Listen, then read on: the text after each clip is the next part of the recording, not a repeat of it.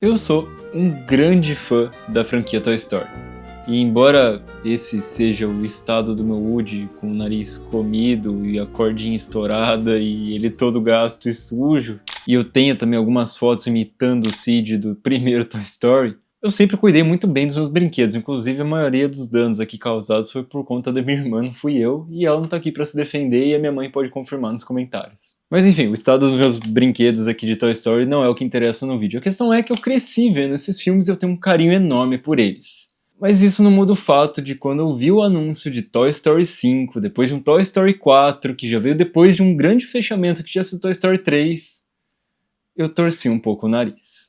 Porque o que nós mais temos visto ultimamente é empresas como a Disney ou a própria Pixar, ao invés de trazer filmes novos, com uma pegada diferente, uma ideia criativa, inovadora, nesses momentos de crise, principalmente depois da pandemia, eles têm que recorridos a remakes, versão live action, ou então as continuações remake, que é teoricamente um filme 2, mas que simplesmente pega a mesma história do primeiro e reconta ela de uma outra maneira, assim como ela fez com Star Wars. E a questão é que o Toy Story 5 acaba não sendo uma exceção, mas ao mesmo tempo é. E é sobre isso que a gente vai falar no vídeo de hoje. Mas para falar de Toy Story 5 a gente precisa falar dos filmes que vieram antes, afinal essa é uma franquia que existe desde 1995. E eu sempre digo que o primeiro Toy Story é um dos filmes mais importantes da história. Não só por conta da sua história e sua narrativa, mas também por conta dos seus personagens muito marcantes. O Woody, o Buzz, o Senhor Cabeça de Batatas, o Rex. Fora a ideia genial de dar vida à imaginação das crianças e mostrar que a imaginação pode superar a realidade. Mas além desse primeiro filme genial, a gente ainda teve outras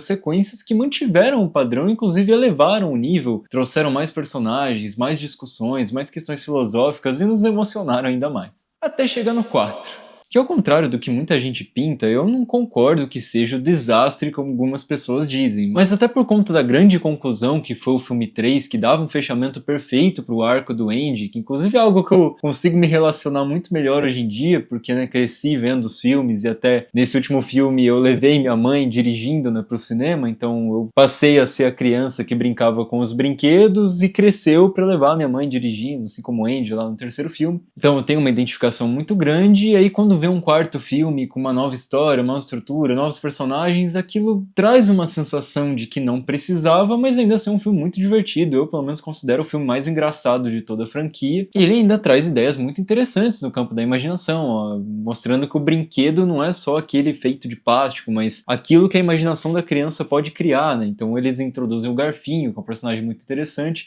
e que ainda desenvolve o Woody mesmo sendo no quarto filme. Para tomar, inclusive, no final, uma decisão muito corajosa que é de afastar o Woody daqueles personagens. E por isso, esse filme 5 pareceu tão preocupante, como eles vão trazer o Woody de volta depois da conclusão do 4. Porque, não tem como ter Toy Story sem Woody. Mas e aí, dada toda essa contextualização, será que valia a pena realmente fazer um filme 5? E para surpresa de vocês, e eu acho que principalmente da minha, que fui no cinema esperando detestar aquilo que eu ia ver, sim, valia a pena. Porque o Toy Story 5, assim como eu disse no começo, apesar de ser sim uma sequência caça-níquel da Disney, desespero para conseguir bilheteria com uma franquia já consolidada, e fazer de certa forma um remake do primeiro filme, porque a gente tem uma estrutura muito parecida, se no primeiro Woody, que era um brinquedo de pano, um cowboy ultrapassado, temia a chegada do brinquedo novo, moderno, articulado, com raio laser e mais tecnologia, agora a preocupação é dos brinquedos com a chegada dos tablets, da internet, e de que as crianças atualmente já não ligam mais para os brinquedos de plástico, que elas preferem se conectar às telas e tudo mais. Com direito, inclusive, à cena da discussão na cama ali, igualzinho no primeiro filme. Mas o filme faz isso de maneira muito inteligente, com uma mensagem extremamente importante e atual. Porque o filme traz para debate, de uma maneira muito interessante, até profunda, os malefícios que entregar um celular ou um tablet na mão de uma criança pode causar já tão cedo. Mas sem uma postura super reacionária de mostrar que não, a tecnologia é ruim, o tablet é ruim, as crianças têm que ficar longe da internet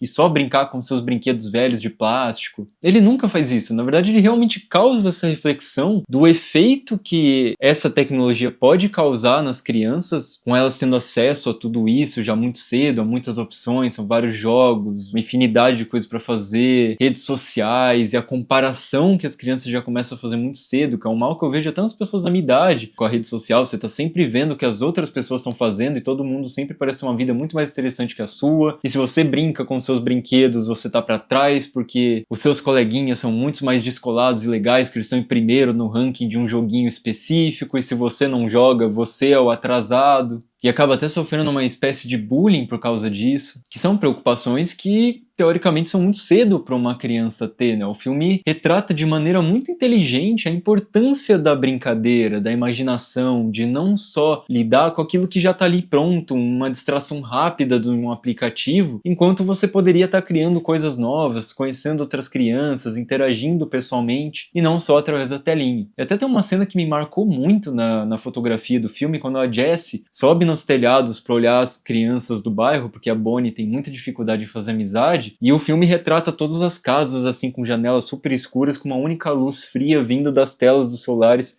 iluminando o rosto das crianças. E aí quando a gente vê o quarto da Bonnie, ele tá todo iluminado com tons quentes enquanto ela brinca com seus brinquedos, e isso tudo é muito bonito. Mas como eu falei, o filme não vai adotar essa estratégia de simplesmente abolir completamente a tecnologia e mostrar que ela é só um mal, que não tem nada a agregar. Muito pelo contrário, até no final do filme a gente vai ver a tecnologia sendo mesclada com as brincadeiras ali, quando o tablet serve de trilha sonora para uma brincadeira que eles estão fazendo. E até aí vale de ressaltar que esse quinto filme traz uma coisa muito legal, que é um estilo de animação diferente para quando a criança está brincando com os brinquedos, a gente vê um outro estilo de animação para mostrar a brincadeira. Eu achei isso muito legal. Tem um tom mais de pintura, um clima mais pastel, que foge do realismo extremo que a Pixar alcançou, né, com as suas animações. A qualidade técnica dos filmes da Pixar estão cada vez melhores, e aqui eles ainda buscam uma estética diferente para mostrar o poder da imaginação. E até, né, se focando nessa questão dos aplicativos, eu acho até que é importante a gente de fato trazer esse tema para debate, porque recentemente o Felca, né, ficou bem famoso pelo seu vídeo chamado Adultização, que é um vídeo inclusive muito difícil de assistir. Eu tenho muita dificuldade, nunca consegui rever, mas é um tema que deve ser debatido, por mais difícil que seja, que é como as redes sociais, alguns aplicativos específicos têm de fato acelerado o crescimento das crianças, porque com elas tendo acesso a essa tecnologia muito cedo e consumindo esse tanto de informação e vendo adultos fazendo coisas que elas não compreendem, ou até vendo os amiguinhos consumindo coisas que não são apropriados a elas. Os algoritmos estão sempre buscando mais e mais e filtrando cada vez menos as coisas, porque o importante é os números estarem subindo. Então é importante conscientizar o uso do celular para as crianças. Eu acho que essa é a mensagem principal do filme, porque em vários momentos, e de maneira até muito sutil, o filme é muito corajoso em fazer isso, o problema que está acontecendo não é necessariamente causado pelo uso do tablet, mas por uma negligência dos pais que também estão distraídos trabalhando, às vezes por videoconferência, ou até distraídos nos seus próprios celulares. Tem várias cenas que está acontecendo um conflito e os pais estão ali no fundinho mexendo no celular sem perceber o que está acontecendo. E essa que é a grande questão e a grande mensagem. Como foi, o filme não tem essa postura reacionária de dizer que não, que as crianças não podem ter acesso ao celular, brincar no tablet, se conectar com seus amiguinhos, mas que isso tem que ser feito com cautela, com a observação dos pais, com a limitação de conteúdo, para a gente saber exatamente o que elas estão consumindo, se são coisas positivas, coisas que agregam, coisas adequadas à idade delas, para não ter esse problema da adultização, da comparação. São coisas que tem que vir com o tempo, com o crescimento, com a maturidade para entender. E eu lembro até de uma situação da vida real, quando eu estava num evento assim, e tinha um molequinho lá meio que fazendo birra, coisa de criança, e aí o pai dele, a mãe dele na verdade, deu o celular assim pra ele começar a jogar, e automaticamente ele se acalmou, e aí o pai dele só cutucou o amigo do lado e falou: tá aí, a chupeta eletrônica. E eu não consigo pensar num exemplo melhor para representar os temas tratados em Toy Story 5 do que essa cena que eu vi na vida real. E além disso, o filme ainda toma outras ideias muito corajosas, porque como eu também já falei, o Woody se afastou da nossa turminha principal no quarto filme, então a protagonista desse filme é a Jessie. Esse tema, que vem desde o primeiro, né, do medo do novo substituir o antigo, funciona perfeitamente com a Jessie de protagonista, porque esse filme é uma sequência quase que direta do filme 2, né? Que a Jessie, ela tem aquelas questões do medo do abandono, ela nunca superou a perda da sua primeira criança. Então para ela é inadmissível perder a Bonnie, não pelo crescimento dela natural, mas porque ela tá ali vidrada na tela, então ela tem que aprender e amadurecer com a questão da perda de mais uma criança, e ao mesmo tempo lidar com outras tecnologias, porque ela também é obrigada a fazer amizade com outros brinquedos um pouquinho mais mais tecnológicos, mas que ainda não são um celular, é muito divertido de acompanhar e é uma atualização brilhante dessa franquia. E até na parte do próprio divertimento mesmo, afinal é um filme de crianças e ele é muito gostoso de acompanhar. Inclusive tem uma subtrama de um monte de buzz, que eu não vou dar spoiler sobre o que acontece, mas que tinha tudo pra ser só uma encheção de linguiça gratuita, mas aquilo é tão divertido e tão breve, porque são momentos muito curtos, assim, que não atrapalham a narrativa e sempre que aparecem vão tirar um sorriso do seu rosto, porque eu mesmo sou uma pessoa que eu tenho muita dificuldade em dar risada vendo um filme. Eu sou muito mais propício até a chorar do que a dar risada, e esse filme tem vários momentos que me fizeram rir alto. Então, para concluir esse vídeo, o que eu posso dizer para vocês é que o Toy Story 5 não é só mais uma sequência caça-níquel da Disney, na verdade até é, mas ele é uma sequência que realmente tem algo muito importante a dizer e uma história que vale a pena ser contada. Mas agora é com vocês. Me digam aí nos comentários o que vocês acharam do filme, se vão ou não ver Toy Story 5 no cinema, se você viu o 4, que eu sei que muita gente acabou ignorando, até pela má fama que ele acabou tendo no